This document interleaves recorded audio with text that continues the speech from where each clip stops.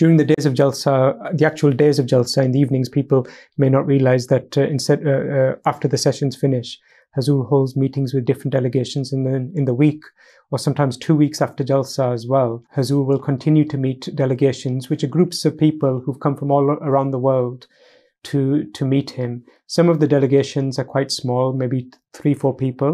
Some of the delegations are very big, 80-90 people, perhaps even more.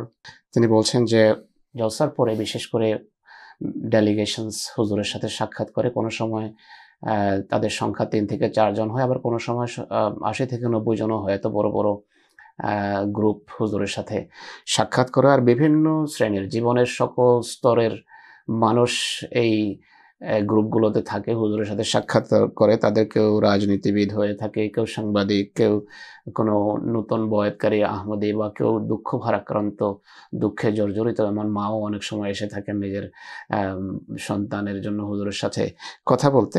হুজুর সবার সাথে সবার চাহিদা এবং সবার পদমর্যাদা এবং প্রত্যেক ব্যক্তি কিভাবে সমাজকে উপকৃত করতে পারে সেই দৃষ্টিকোণ থেকে কথা বলতেন।